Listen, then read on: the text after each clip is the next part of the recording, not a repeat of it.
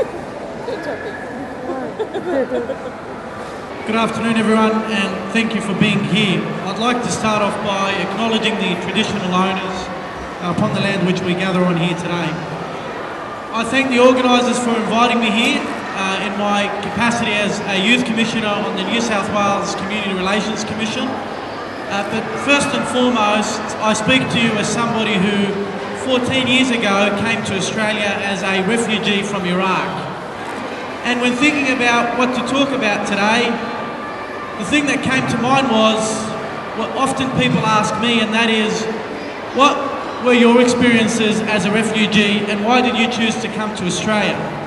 And so that's what I want to touch on today very quickly, share a bit of my personal story and share a little bit of thought on the issues that refugees face in our community. In 1997, my parents made a decision that they wanted to leave Iraq under Saddam Hussein and his brutal regime.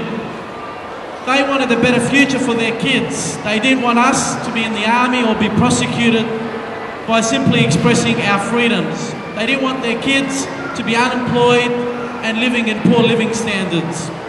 So they said that they wanted to come to Australia and went about that journey. It was a very difficult journey. We came through as illegal refugees. We arranged for illegal passports from Thailand. We managed to get Greek passports from Bangkok and come to Australia and seek refugee status and claim as on the basis of fleeing religious and political prosecution in Iraq. We were lucky that even though we spent 8 months in Villawood and experienced a very difficult time, a time that I can't explain to you enough in terms of words, because we often didn't know about our future.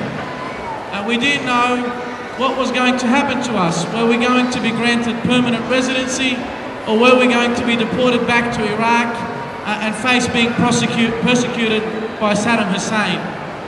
We, my family, my 2 brothers, my parents and myself, reached the final appeal with the Minister at the time, Philip Ruddock, and finally we were granted permanent residency after staying in Villawood for 8 months and experiencing a horrible time.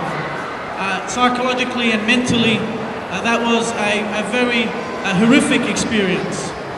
And so, luckily, but as I said, after 8 months we were granted permanent residency and our claim for refugee was given the okay by the Minister on final appeal.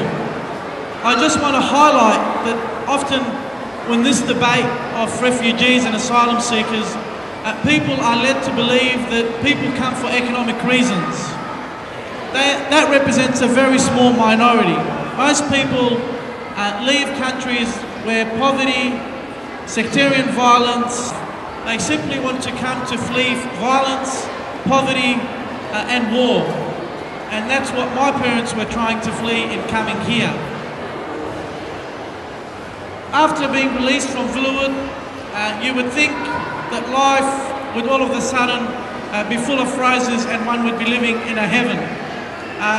Life was tremendously better upon being as refugees in terms of settling were very difficult. My parents had to try and seek employment. My father was suffering from health problems. We had to restart again and connect, make friends and rebuild our lives. And that process is what every person arriving new to our country faces. So if you know somebody who's new to the country, do your bit to help them, make them feel welcome, be a friend. They're likely to appreciate that and you'll be their friend forever. And I'm very happy to be part of a community. I live in Roselands myself. I'm happy to be part of a community that embraces refugees and migrants.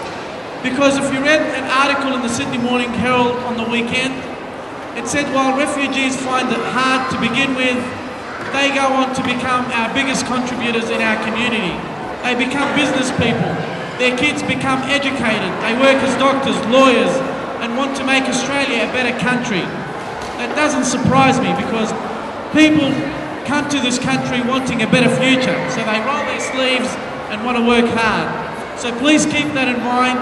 extend a hand to a friend, embrace our recent arrivals, and I thank the organisers once again for giving me the opportunity to share my story with you. Thank you.